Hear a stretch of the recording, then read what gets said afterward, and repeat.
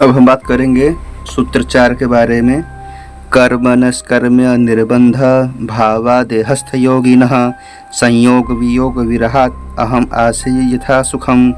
इसका भावार्थ है, करने तथा न करने के भाव में बधे हुए योगी शरीर की आसक्तियों में उलझे हुए हैं, जबकि मैं इस शरीर के संयोग वियोग से सदैव अलग होने के कारण परम सुख में स्थित हूँ। इस सूत्र में जनक उन साधकों के विषय में बतला रहे हैं जो कर्म में आस्था रखते हैं, जो कर्म का प्रतिपादन इच्छा सहित अथवा इच्छा रहित किसी भी रूप में करते हैं। कर्म सकाम हो अथवा निष्काम देहाभिमान के बिना असंभव है। कर्म योगी हेतु राजा जनक ने देहस्थ योगी शब्द को प्रयुक्त किया है।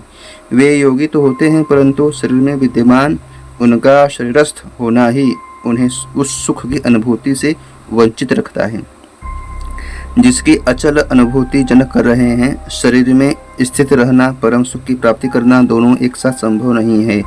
दोनों का वैर प्रकाश तथा अंधकारवत होता है।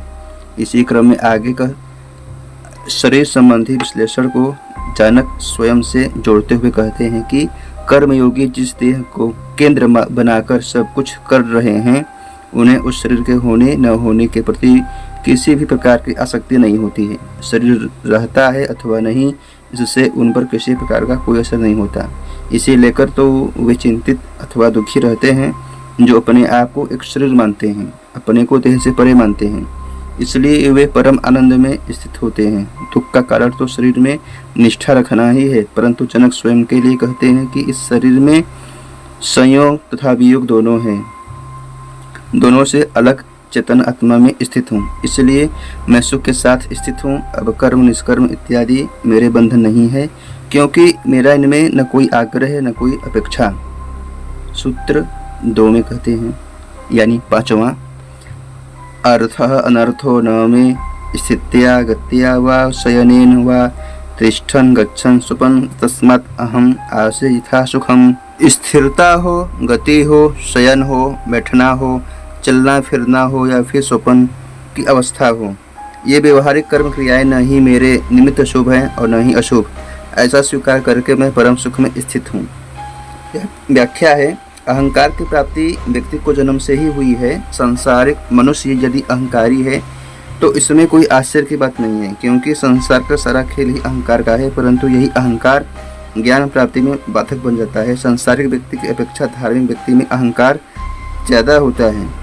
अहंकार सदैव दूसरों का ध्यान अपनी तरफ आकृष्ट करना चाहता है।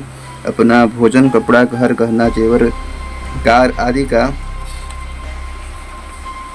प्रयोग भी उपयोगिता के आधार पर न करके अहंकार तृप्ति हेतु करते हैं। हम सब कुछ दिखावे के लिए करते हैं। जिसके देखने का नजरिया उत्कृष्ट नहीं होता है, वही दिखावे में रुचि लेता है। छोटे और हीन मनुष्यों में अहंकार ज़्यादा होता है। जैसे जैसे अहंकार में वृद्धि होती है, वैसे वैसे मनुष्य की श्रेष्ठता अल्प होती जाती है।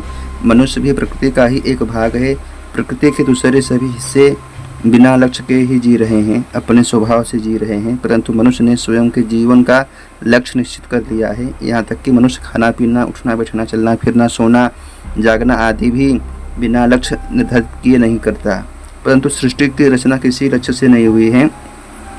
एक ही चेतन ऊर्जा स्वाभाविक रूप से अपने गूढ़ धर्म के अनुरूप प्रस्फुट हुई और फैल गई। यह इसका लक्ष्य नहीं है, बल्कि स्वभाव है। लक्ष्य निश्चित करना मनुष्य की व्याख्या है। लक्ष्य सहित जीवन यापन करने से अहंकार की तृप्ति होती है, परंतु लक्ष्य निर्धारित करने से ही द्वंद्व का आरंभ होता है। खेल में अगर सफलता का उद्देश्य हो तो संघर्ष अनिवार्य है। धन संपदा एकत्रित करना तो शोषण, बेईमानी, भ्रष्टाचार अनिवार्य है। परीक्षा में यदि पास होना है तो तरह तरह के हथकंडे अपनाना आवश्यक है। जो कार्य स्वभाव से होते हैं उनमें अहंकार नहीं होता। साधु संत भी अहंकार को बढ़ावा देने हेतु शोभा यात्रा निकलवाते हैं, बैंड बाजा बजवाते हैं, नग्न रहते हैं, उपवासों का भी हिसाब रखते हैं कि कितने कितने उपवास किए। यह अहंकार विभिन्न रूपों में प्रकट होता है। जनक कहते हैं कि मैं आत्मज्ञान को प्राप्त हो गया हूँ, तो मेरा वास्तविक स्वभाव है। अब मैं अपने स्वभाव में जी रहा हूँ। लाभ हानि शुभ अशुभ के विचार से नहीं जी रहा हूँ। अब चाहे स्थिरता हो, गति हो, शयन हो, बैठना हो, चलना फिरना हो या फिर स्वप्न की अवस्था, ये व्यवहारिक कर्म क्रियाएं न ही मेरे लिए शुभ है और न ही अशुभ। ये समस्त कार्य स्वाभाविक रूप से हो रहे हैं, न दिखाने के लिए और न ही लाभ हानि के लिए। ऐसा स्वीकार करके मैं परम सुख में स्थित हूँ।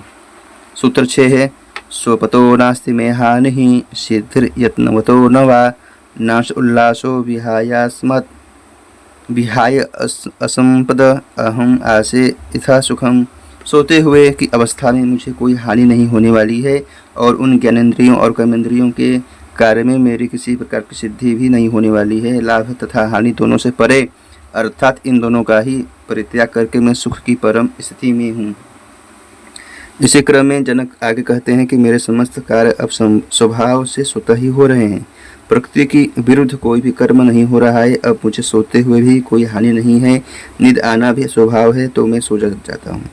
स्वभाव के विरुद्ध मैं जगता भी नहीं हूँ। मैं ऐसा नहीं सोचता कि सोने से मुझे किसी तरह की कोई हानि हो जाएगी, मेरा काम बिगड़ जाएगा, घाटा हो जाएगा। न ही मैं ऐसा सोचता हूँ कि ज़्यादा प्रयत्न करने से बड़ी सफलता हासिल होगी। स्वभाव से जितना आवश्यक है और जितना अनिवार्य है, इतना लाभ हानि की चिंता का उद्देश्य